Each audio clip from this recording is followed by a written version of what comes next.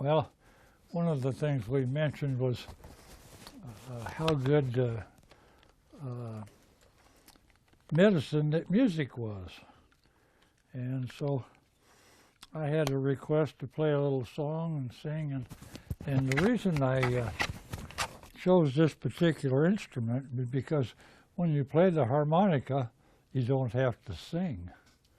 So in honor of my friend here and Flag Day, I'll play her a little tune.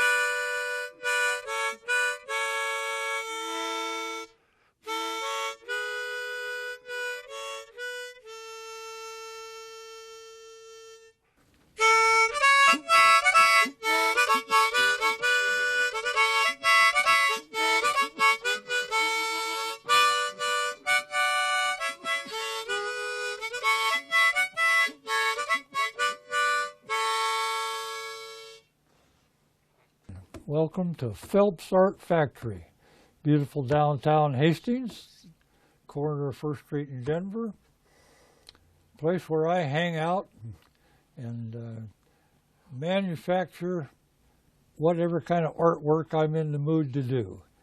And I think you might enjoy kind of looking around because there's a little bit of everything. This old building was built in the 1890s. For a family that was in the grocery business. And it went through several different things and ended up in the 40s as a big liquor store. I bought the building in 1995. We lived out in the country all the years, and our kids were finally raised and gone, and we wanted to come back to town, and this place had a beautifully nice apartment up on the 2nd floor and plenty of room for me to do my work, as well as provide space for all the local artists to come in and have shows. So every month we used to have a different art show in here. Now, like I say, it's mostly just the odds and ends that I use trying to manufacture some art every day. Tried a little bit of everything. I like to do collage and I like to do painting. I got into doing some printmaking at one time. If I have any fame at all, it's for the little constructions that I make out of found objects. I have this idea that what people throw away can be presented in some way that kind of tells a story. So everything has a little story, and different people will read the story differently, and that's fine too. More room back here. This was the old room where we used to have our kind of more formal art shows. A little bit of everything back here. The liquor store, this was the old wine tasting room, so that cooler thing there was full of wine bottles, and they had the tables and things back here.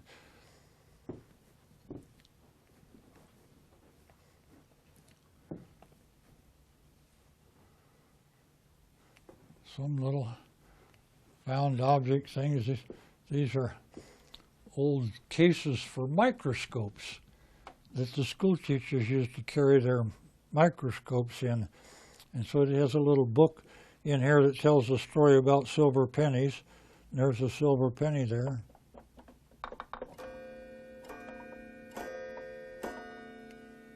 Hands-on art. The paintings that I do, I have to tell you, they're studies of famous artists. And I loved the work, and I wanted to have one, but I couldn't afford the $10 million, so I stole it. Now, I tried not to make them be forgeries. I'd change something. I'd change the color or do something that was a little different, so they weren't meant to be counterfeits. But that way I could have them.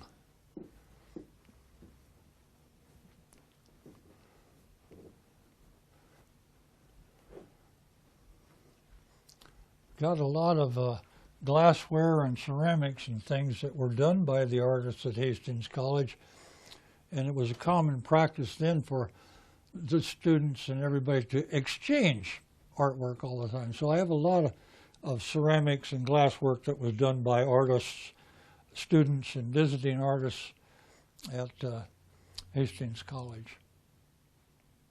Now, we kind of had a look at the fancy part of the place, but there's another thing that artists have to have, and that's workspace and storage space, and oh dear.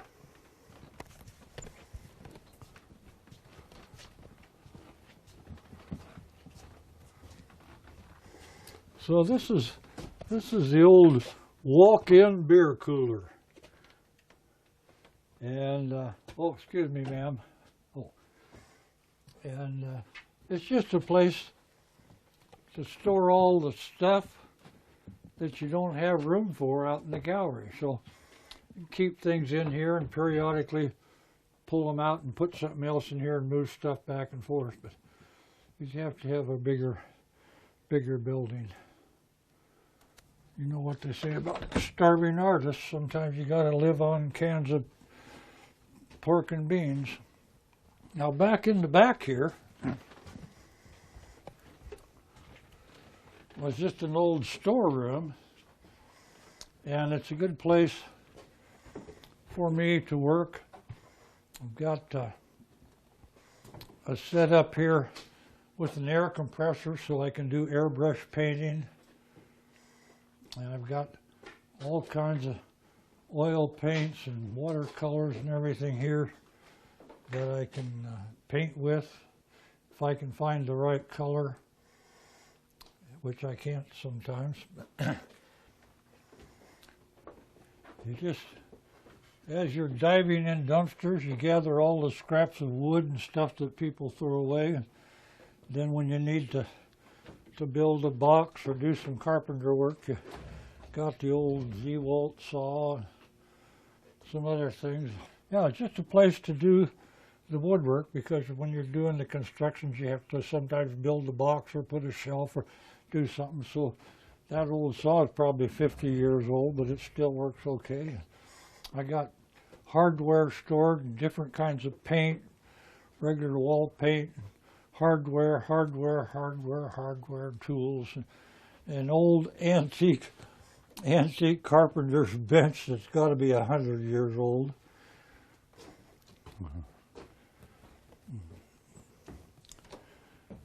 Well, one of the things that I found out doing this kind of work is that you can't just put all your found stuff in little boxes, because you can't remember what you got.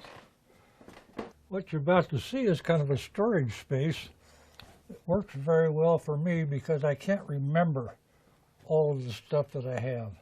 So if I'm working on a project, I can come around here and just walk up and down the aisles and look in the trays to see what I need. If I needed some feathers? Yeah, that would be good. What could I do? Yeah. Or suppose I needed a little graduating senior. Oh, how about a little plastic alligator? So it's just being able to walk along and look at the stuff that you've collected over the years. Just the silly things that you say from when your kids were little and stuff that might be just the right thing for something you're doing there. Hi. Oh, no. And so it just goes around here. Just, you never know when you could use a little piece of tin or some silly thing to help you. Got a little work table here where I can work if I ever get it cleaned off. But wooden parts and wooden boxes and odds and ends and pieces off of old sports trophies and the old packing things out of shipping boxes that are already like a sculpture. You never know what you can make out of them. Tin cans, you never know when you might need a tin can or something. So it's just a matter of being able to walk through here and try to come up with an idea. Sometimes it works. Sometimes you come out with nothing. And it's called, I guess, performance art, where the artist actually does something in front of the crowd, entertaining. And so I decided that I would to manufacture this circus, and it all fit onto a round table that could turn around. So each one of these little things was a different act in the circus, and I just wanted to keep them up here. Every once in a while, you can get them out and play with them. This was one when the old skyboy paint, when the door opened, the cowboy rode the horse. It's just silly little things like that, one act after another. As if you can, if you're looking for an idea, or you saw an artist in your art class or something, you want to find out more about them, you can find these old books on sale. Joseph Cornell inspired me as much as anybody about his little boxes. This one was on sale for 20 bucks. And you just find them artist after artist, Duchamp and Escher, and Max Ernst and Giacometti and Mucha and Picasso and Van Rockwell and Van Gogh. And it just helps you get your head together sometimes when you see something that you really like and say, okay, I'm going to try and do something like that, a thing I saw in the book. Another kind of medicine that I find very helpful while I'm working, while I'm thinking, and that's to listen to music. And so I have collected phonograph records that people all throw them all away now anymore, but I love the old folk music, the Kingston Trio and the Chad Mitchell Trio and Peter, Paul and Mary and all that classical music and everything, Bob Dylan, just to get them on the record player, pep you up.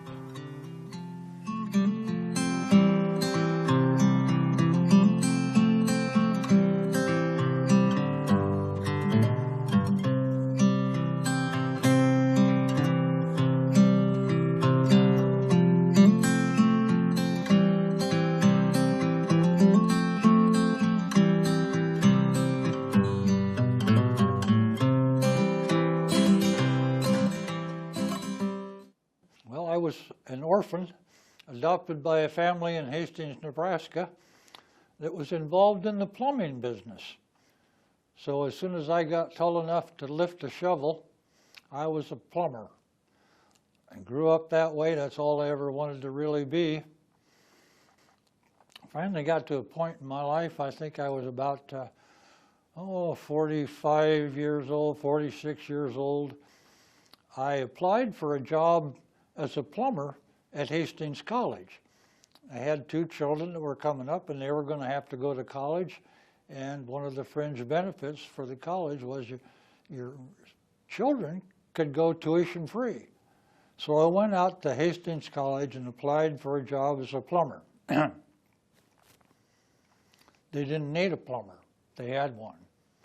They said, but we do need a custodian. You take the custodian job, then when the plumbing job opens up, we'll move you to that. Okay. So I didn't know what a custodian was. I couldn't even spell it, but anyway. They took me over to the art building at Hastings College and says, this is your building. You'll be taking care of this art building and part of the physical plant there and stuff, and that'll be your job. Okay. Well, boy, it was fun, because I got to look in the classrooms, and see the kids working and hear some of the teachers' lectures and things like that.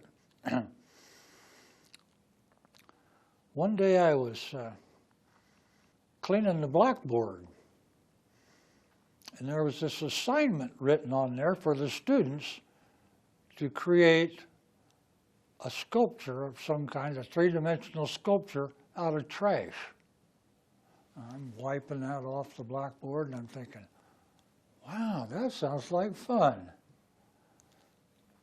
Since I'm in the business of dumping trash, and so I just started going through the waste baskets around the art department and everywhere and gathering things up and made this little 3D thing. Well, me being me, and I went to work at 5 o'clock in the morning, I took this thing into the art gallery where they had the show going on, and I put it on a pedestal with a light on it, no name or anything, and the little title card says, the title was, "You Are 1-2 Trash Bomber." Well, then, you know, about 7 o'clock, people showed up and opened the art gallery. And, what? Wait, what? And so finally, about the middle of the morning, I confessed. And they all, you know, was laughing. It was a funny thing. They took it well, and it was funny. And one of the art professors said, "I got something I want to show you." He went into his office and got this book. And it's about Joseph Cornell. Joseph Cornell was the king of assemblage art, along with some other people. But looking at the pictures and things in here, I said, wow, you know, I could do stuff like that. Oh, it looks like so much fun. So I did make some. Just gathering stuff up and putting it in little boxes like Joseph Cornell. And the director of the gallery at the art department, Turner McGee, says, "You know, these aren't too bad. How'd you like to do a show next fall in the gallery, a one-man show?" Okay, I'll try anything. So I had 3 months. And I think in that 3 months, I made 20 pieces and had a good show there. I'll show you a picture of the UR1 Trash Master Bomber, okay? The first construction I ever made. There's a couple of pop bottles and some pieces of mat board and junk that I got out of the waste baskets, just whatever I could find, because I had about a week to get that done for that, you know, that classroom assignment. And that thing is still hanging in the gallery or hanging in the office over at college somewhere. Because this is all a series of accidents. The fact that I got that job in the first place was an accident. The fact that I put that thing in the gallery was an accident. The fact that he gave me that book was an accident. I like this. Nebraska Life magazine did an article on me years ago. I don't know what the date is. 2006. But that's what they said. The accidental artist. And that made me really happy. I thought, boy, that really nails it. Accidentally, a fellow by the name of Kyle McMillan was an art critic that wrote a column for the Omaha World Herald. And I think every weekend he would review all the shows around the state of Nebraska, and he was an art critic. He told you if you liked things, he told you if you didn't like things.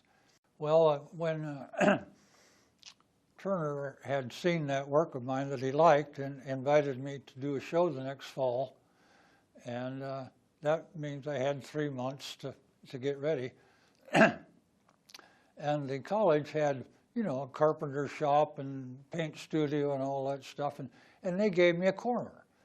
They gave me an old room under the stairs that used to be some mechanical equipment in there, and that was my closet. I could do anything I wanted to with it. Had my coffee pot in there and place to work, and made these constructions. Then, like I said, the show was successful, and Kyle McMillan's review was successful. And as a result, I think, if I remember it right, because of his review, they invited me to be in a group show here at Mona. Wow, you know, you're just green kid, you don't know nothing. And that gave me some time, and the show that I was in was amazing, you know, just wonderful thing. And again, I got a good review, and also an invitation from Mona eventually to do a one-man show. One of the things that was going on then, and I don't know if it's still going on now, there were a lot of juried shows. Art galleries, museums, people would have a juried show, and you would read the invitation in the paper, and then you'd send in slides, and you'd either get accepted or rejected. And that's how I began to enter every one of those I could find, just to see how far I could get. And I was very lucky with it. Got a lot of recognition. I had shows, well, let me look at the list here. At the Hastings College, University of South Dakota in Vermilion, University of Nebraska at Omaha, the White Crane Gallery in Omaha, University Place Art Center in Lincoln, Fort Hays State College in Hays, Kansas, Iowa State College, White Crane Gallery, Noyes Gallery, Minden Opera House, and so on and so on and so on and so on. Last time I counted and took an inventory of the three-dimensional boxes, I had made over 200. And a lot of them, of course, sold everywhere, so they've gone all over. I don't know where they all went, but I just delight me that somebody wanted them bad enough to give them a home. How about another little accident? These little wall books, okay? Have you ever seen anything like that before? One day, the guy at the Turner McGee comes to me and says, we're getting some new furniture for the old print shop at the college, and we got a bunch of stuff we got to get rid of. And they had this big cabinet, wooden cabinet with sliding doors, had all these little trays in there where they stored their metal photo prints. Over 100 of those little trays. And well, my gosh, those are too good to throw away. So the first thing that occurred to me, because I was taking a painting class and so a bunch of other kids, they'd make nice little palettes. You could use it for a palette and mix up your paint. Then I got to thinking, well, you know, maybe I could, that's kind of a piece of art like it is, but they're not deep enough to put glass on. What if I made them into a book? Then there'd be room enough inside for some 3D stuff. And so this was the first one I made. And it's over some stuff where somebody had, or me or somebody had used it as a palette. And okay, so that works good. I could do a lot of things with those. So I went on, and I made about 50 of these wall books. I call it homage to Joseph Cornell because on the front of every book there is a photograph of one of his works. So then I kind of looked at what I tried to figure out what he was trying to say and carry that on to the inside if I could. some cases a lot, some cases just a little bit. So that's why every one of them has a picture of his on there.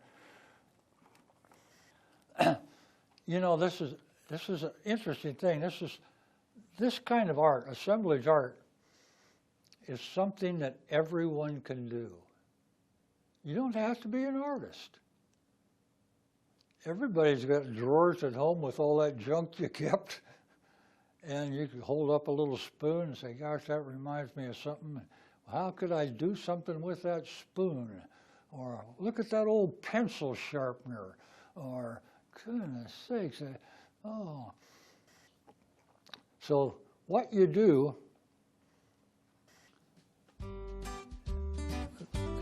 I'll show you a little game. You have to teach your brain to be creative. Everybody has that creative thing in there, but you tend not to use it. If I said, well, what could I do with this pencil? You'd say, write a letter. Obviously. What if I said, well, okay, now make me a list of 20 things you could do with that pencil? Let's see, I could use it to scratch the back of my neck. I could use it to prop open the window that wouldn't stay up. By the time you get to 20, you're getting pretty creative. You've got that flywheel going in there. And that's this little game that if I gave you this stack of cards and said, I want you to put them all together and make me a little sculpture. Well, let's see. Okay, first I thought, let's see. Oh yeah, I could put this down here. Let's see. No, yeah. I could stand it this way. No, I could stand that. I could stand it. And then I could add. Let me see what decisions. So when I build these things, I would work on about 6 of them at a time. And I would I'd make a big sheet of paper with about 6 squares the size of these. And every time I got an idea, I would scratch it on one of those squares. And, oh, here's another thing I could do. Oh, yeah, here's another idea. Oh, till I got all those little squares started. And then the light bulb will come on and say, you know, that idea works. Now I could also take this idea from this one and mix it with it, and maybe that idea from that one, and wow. So that's what you want to do. The other thing, the advantage of that is when you're looking for a parrot to put in here or whatever, and you got these 6 boxes going at once, you're going to find something that will work in the other box. Because you got to dig through all your boxes of junk. You got to dig through all your file drawers and find the right pictures. And while you're looking on for one, you'll find something for the other. So you set a box in front of each one, and every time you find something, you throw it in there. And then eventually you sort it out a little bit and try to figure out how to put it in. But anybody can do that. You're all artists, you're all creative. When you got up this morning, you picked out the shoes that you liked and the socks that you thought were good, and your pants or shirt or whatever. You decorated yourself. You did your hair up a little bit, or maybe shaved, maybe put some makeup on, picked out the eyeglasses you liked. So you created a sculpture this morning, and you do it every morning.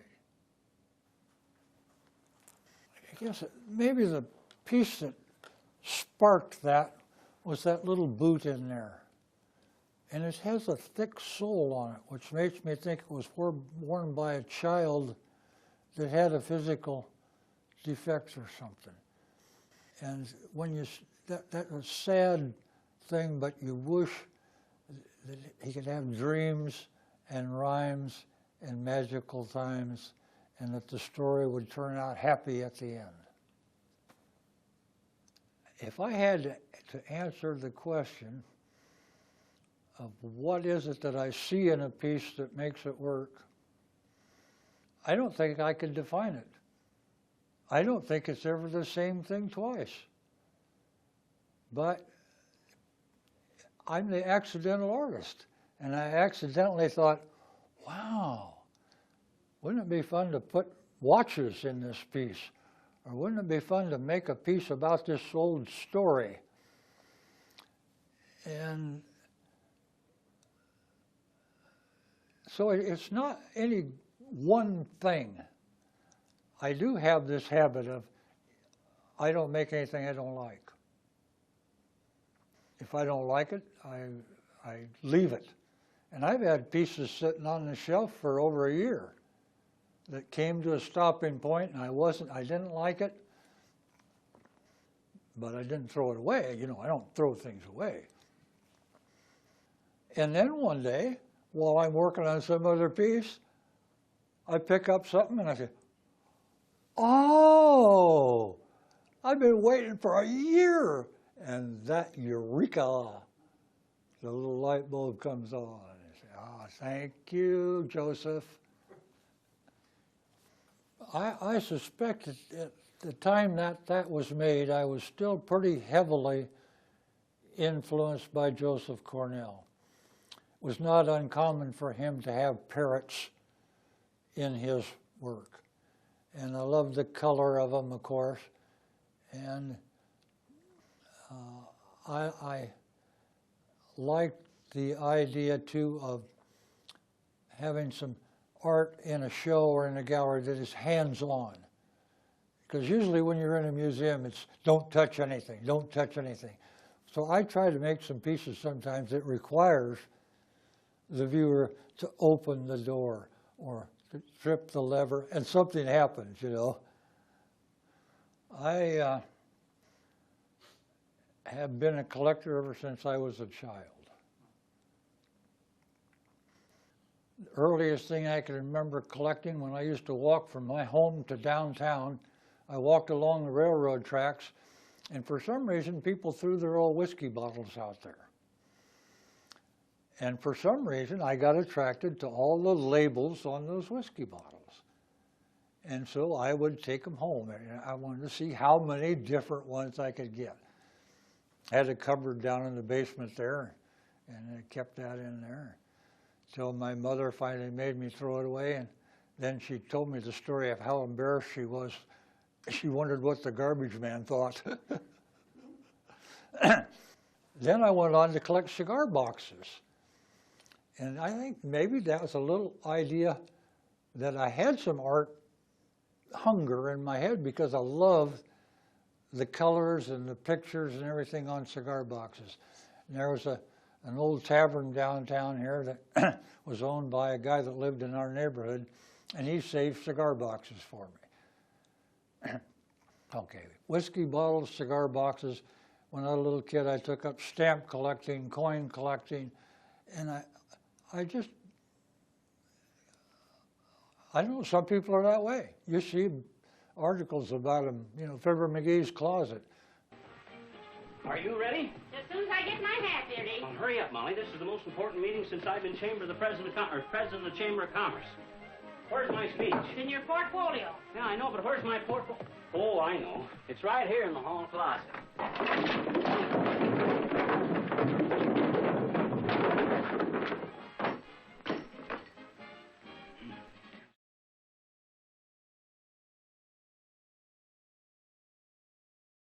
So I have a space now in the building where I've been working for several years, a whole basement that was full of shelves. It's filled now with boxes. And I try to sort things out so that I can find them. Well, lots of luck there. But it's fun looking. And so, yeah, I'm one of those collectors. And the word got around about this business. And people would call me up and say, hey, Dave, I'm cleaning out the garage. Dave, we're cleaning out Grandma's attic. Come on over. Okay. Or people would just leave boxes out in back of my shop. I'd come to work and there'd be a cardboard box out there full of who knows what. Okay, file it with the who knows what section, you know. I dumped the trash for the college library as part of my job, and they kept magazines so long, then they would throw them out. So I started a file cabinet, and I would tear out any image, any picture, anything out of those magazines, file it under birds, or automobiles, or choo-choo trains, or panda bears, and everything, and save all those. They threw away a lot of books, and so I would make the books similar to this. I would take the pages out and use the covers. One of the requirements for art majors at Hastings College was to have a thesis show when they're a senior. Well, I could not graduate ever, but I had enough hours, I could have easily been a senior. So I asked the art department, can I do a thesis show? I took, I think, 10 books just like that one. And they're all different. They open up different. Some of them are horizontal, some of them are vertical. That's one of that series of the first things, early things that I did for my quote unquote senior thesis show. And I have saved books like that forever. I like hands-on again. In other words, if you had a collection of those, you could put them on the bookshelf, and you wanted to get one out, you could get it out and open it up and look at it. It doesn't have to be hanging on the wall all the time and that kind of thing. So the most satisfying thing about being an artist,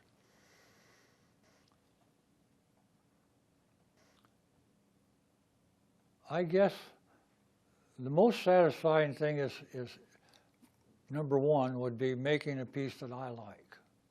Because I'm very critical. I'm very particular about what I like and what I don't like. And I'll tell you, maybe the next thing, or maybe tied with that, is the fact that some people pay a lot of money to buy these things. And it's very satisfying to me to know they're going to somewhere where they can be appreciated. I mean, what am I going to do with them, sit them around there? I want to get them out in the world. One of the highlights of my life is somebody bought some pieces from my show here at Mona and donated them to the Mona collection. And they have showed up periodically over the years. People will see me in Hastings and say, Dave, I was over at Mona the other day. I saw one of your pieces hanging up there. Man, that's satisfying to know. Maybe 100 people have walked by and got a little chuckle out of the piece or enjoyed it. That's very satisfying. Okay, what do I think about when I'm trying to create this little three-dimensional image? Usually I have a message of some kind. Maybe it's a presidential election, or, you know, whatever it could be, the dropping the atomic bomb, maybe, I don't know. But I try to leave that final decision open to the viewer. In other words, I could make it obvious if I wanted to what my message was. But I kind of like to hide it a little bit, to hint, maybe he was thinking about that. No, I think he was thinking the other way. No, I don't think that had anything to do with it. So intentionally I try to do that. I do try to hide some things in pieces sometimes. For a person who stops and really looks, will discover and see something that people walking by don't. One of the tests that I used to give myself to see if I had done that, I would be at a show in a gallery where my stuff was showing. I'd stand back in the corner and I'd watch the people filing by. Normally when you go through an art gallery, you just walk by, oh, that's nice. Yeah, I like that. Nah, I don't like that. Yeah, I like that. But every once in a while you get one of them to stop And when they stopped, I started counting. 1,001, 1,002, 1,003, 1,004, 1,005. And if I stopped them for 5 seconds, oh man, I did it. I couldn't tell you what they saw, but they thought they saw something. And I'm a little bit careful when I title the pieces. I try not to give away the secret with the title either. Sometimes they do, but I want the viewer to make that decision. What is this? I mean, if I painted a picture of a pot of flowers, that'd be a picture of a pot of flowers. Well, these things aren't that way, are they? The word dilemma is one of my favorite words. If I understand it right, a dilemma is where you're making a decision and neither one is good. So you try to pick out the one that's the least bad. Well, the time we were making that, there were a bunch of things going on that were a dilemma. And it had to do with same-sex marriages and choosing your gender and that kind of thing. And so this, I should have let you decide what you think without telling you, but since you ask, I'll tell you. So this is, you can spin the wheel and it will make that decision for you.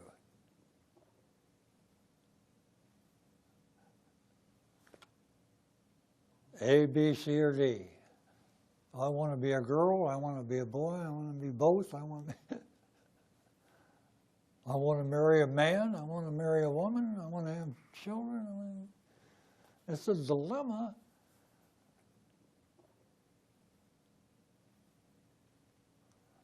A lot of times my initial idea may come from something that I read in words, a poem or a joke or anything like that will make the little light bulb come on, and then I told you I got to get the flywheel started. It takes a little while to get it going. Once it gets rolling, oh yeah. Of course, I've had some very favorable critiques from the jurors of these jury shows over the years. They will say why I picked a piece or something like that and give you a nice compliment. But it's also a great compliment to me to get some criticism. This person will say, you know, I think that could have been blue instead of gray. I think you could have polished the wood on these frames. And I'll say, no, I didn't do that because I wanted them to look old. Oh. I didn't paint it blue because I wanted it gray. I didn't paint it gray because I thought blue was it. So that's the art business, and the critique is like dogs fighting, you know, and when you bite each other, and then you get done and you laugh and say, hey, thanks a lot. You really helped me. I like the criticism. I like the good criticism like you asked me about, and I appreciate somebody who will tell me something they don't like, because that gives me the chance to say, okay, why don't you like it? And their answer might, you know, you're right. I should have done it your way. So that criticism works very well both ways. The glass-blowing students at the college had to blow these little bulbs when they're first learning, and then they just throw them away. What can I do with those? And I thought, well, floating this ship up over the world, and maybe that tells a story. Isn't that kind of what we're about now, trying to get up where we can look back at the world and figure out how to fix it? I don't think there's any average time. Like I said, I've had boxes sitting on the shelf for a year waiting. And another box I might turn out on a Saturday. Started on Saturday morning, and by Saturday night, I look at it and say, you know what? Stop. Because it's hard to know when to stop on these things. I could have one of these pieces at home after this show's over, and I'm getting ready to put it away, and I look on the table and say, hey, you know, that'd be neat in there. So yeah, they're never, maybe I shouldn't, maybe they're never done. But I reach a point when my head says, okay. One of the fringe benefits, another accident, of being a full-time employee at Hastings College, you can take one class a semester for free. So I took a class every semester for 15 years. And if I got through drawing 1, drawing 2, drawing 3, later on I might go back and take drawing 1 over again. And so they taught me how to draw. I took the painting 1, painting 2, painting 3, printmaking, all those things. And I had no talent or anything, but I found out it was fun. I didn't care whether I made any money at it. I didn't care whether you call me an artist or not, because my definition of an artist, I think if I were king, that if you made your living making art, you could be an artist. If you just make art, you're artistic. But the artist is the one that is good enough to make a living at it. And I found out that I couldn't. I wasn't that good. But it was fun, and I can't quit. I'm doing, well, physically I'm not able to do much stuff like this anymore, but I do a lot of collage now. In other words, I can sit down at my table and cut out magazine pictures and have a glue stick and create these images on a piece of mat board, and it's fun. That's why I do it, because it's fun. I'm not an artist. I'm maybe a little autistic, I don't know. There are a number of things that have been repeated in different boxes. Like this one has all the little watches in it. There are 24 watches in there, one of them set for every hour of the day. And I have used the word time as a common theme in a lot of pieces. And how do you paint a picture portraying your thoughts about time? Many, many possibilities you can do that, either in collage or three-dimensional. Pencil sharpeners. I don't know how many boxes I've made, because pencil sharpeners was something that people were throwing away. You know, they had to actually manually turn them to sharpen a pencil. Oh my God. And the design of those things, those companies that made pencil sharpeners, they went crazy. Some artists designed these things that look like a bullet, you know, or look like a thing, and had a plastic knob or a wooden knob on them, and hang them on the wall this way or set them on this. So I've made half a dozen pieces, at least, with the central theme is the pencil sharpener.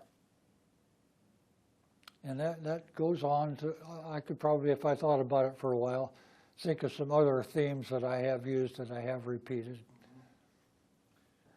When I began studying art, and when you do that, you pick out artists through history and say you had to pick out your 10 favorite artists. What I discovered when I tried to do that was the ones that I picked out had one thing in common. The work that they did painted a picture of the times that they were living in. They told the story, what it was like. And so hopefully I have, by preserving little bits and pieces of yours and mine's past 40, 50 years, you can look at them and you see things. Yeah, geez, I used to have a watch like that. Oh boy, we used to play baseball with a baseball like that. One of my duties was dumping the art from the athletic department, which was shared the building with us. And the baseball coach one day had thrown those in the dumpster because they're all worn out and everything. So I just crawled in the dumpster and got them out. Got to thinking about it, and you know, what they say, baseball and apple pie, and that's the baseball is America. You know, baseball was invented in America, and it is American. And so, yeah, let's make it red, white, and blue. Throw an apple in there for fun.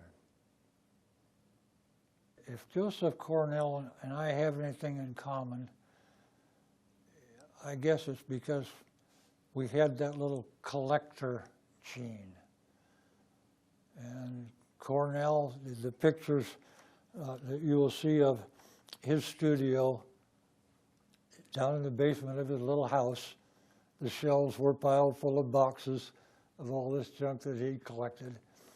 And he had a habit of walking in the city and looking in the pawn shop windows, and you know, and he'd see something, and that little light bulb would come on, and yeah, okay.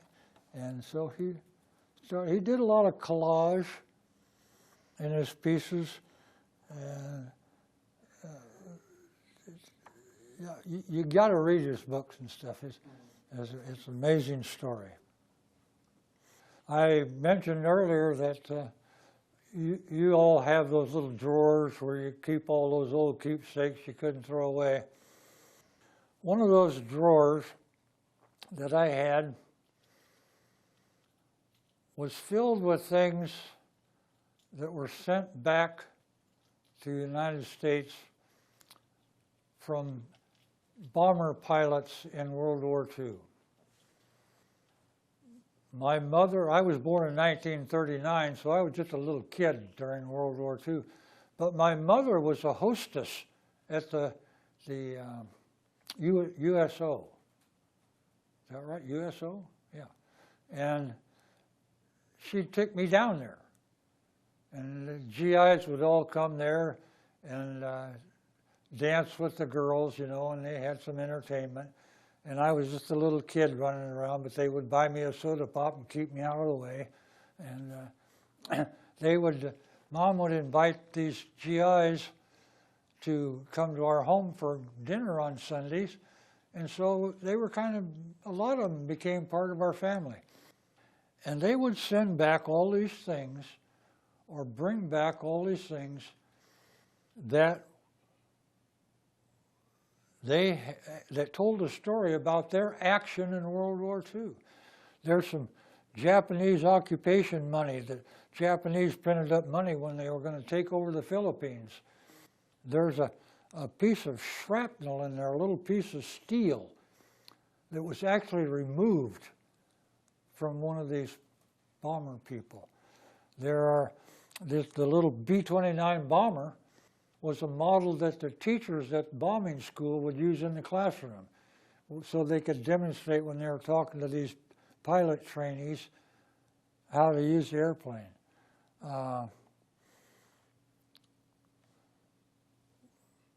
But there's ammunition in there and things. The little tobacco can, that's how the GIs used to get their cigarettes when they were overseas. They came in a pop-top can instead of a cardboard package. One thing that impressed me, if I can read it, stuck.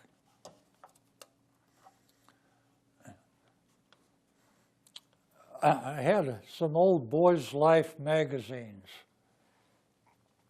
that were Boys' Life, Boy Scout magazines during World War II. And someone had written this little editorial, if I can read it.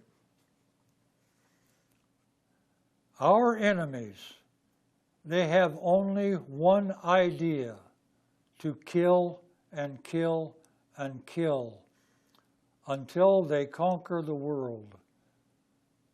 No longer will you be free to speak or write your thoughts, to worship God in your own way. Only our dead will be free. Civilization will be set back 1,000 years. Make no mistake about it. You cannot think of this as other wars. You cannot regard your foe this time simply as people with a wrong idea. This time, you win or die. This time, you get no second chance.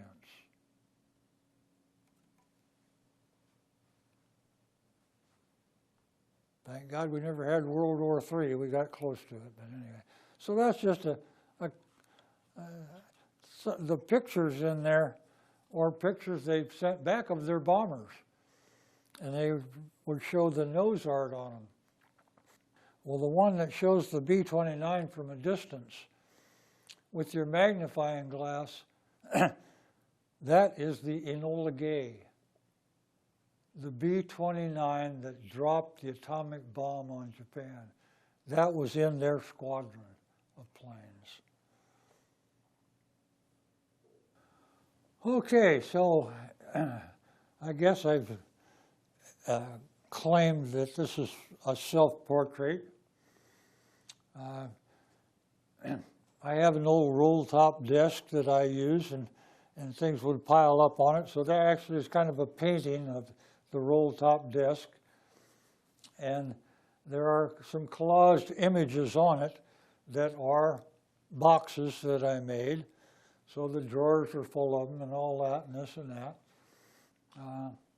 I collected old typewriters. That is my baby picture coming out of the typewriter. This is the picture of my dog. That's a picture of my wife. There's me and my son and daughter. There's my mother. And then I just picked out some words that I could find in these old book things and put them in there. This wasn't a mistake. If it was a mistake, I wouldn't have done it. It is a fearful thing to contemplate that when you are driving along the road. A heavy horse may at any moment drop from the sky on top of you. And I don't know, what else? Designing art is like designing a boat. Keep in mind that in the end, it must float. Enough said.